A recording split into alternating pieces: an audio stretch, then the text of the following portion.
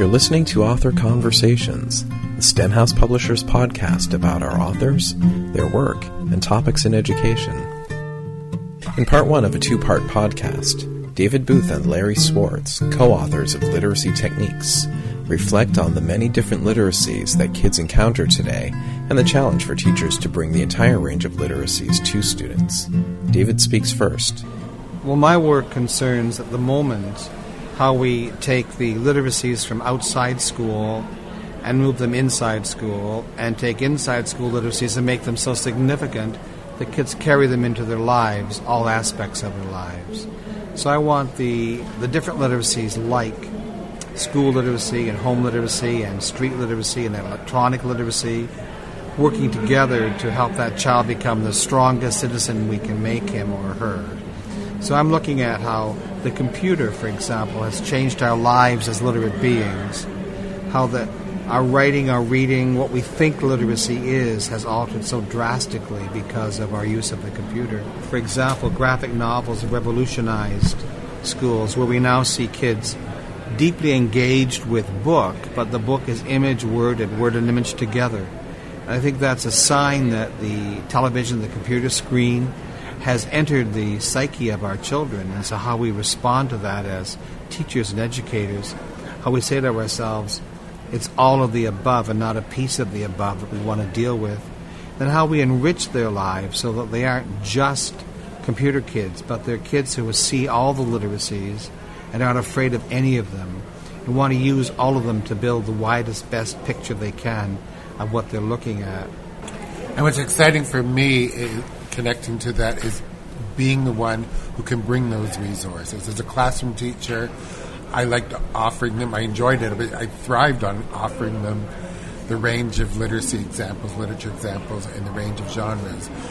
But also, I can do that with teachers as well. So I think it's making those resources available and connecting the book to child. And it's a thrilling job to connect book and child, finding out the right interest and need that they have, so that they can grow from that experience that we've had, that I've offered them, and they can learn from each other in the classroom.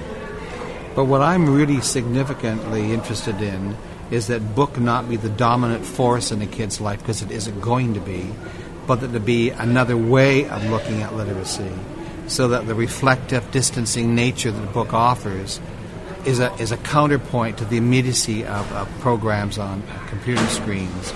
So I guess I want that intertextuality happening. I think I want all those aspects of understanding, connecting and representing for that kid a more complex awareness of any issue or theme or concern that he's examining.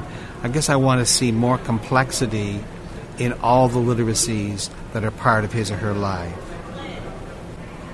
And I would admit that's where I'm coming from in my own growth, because I think we're on the brink of that. That's happening in the last few years. And speaking to new teachers, they come into my classroom with this understanding, and I recognize that I'm talking about 30 years of education. So how can I make that bridge for my students and for the children that they're going to work with? And a lot of that is the technology and the different literacies that they're meeting in their lives, from a 25-year-old perspective, but also the young children that they're going to work with.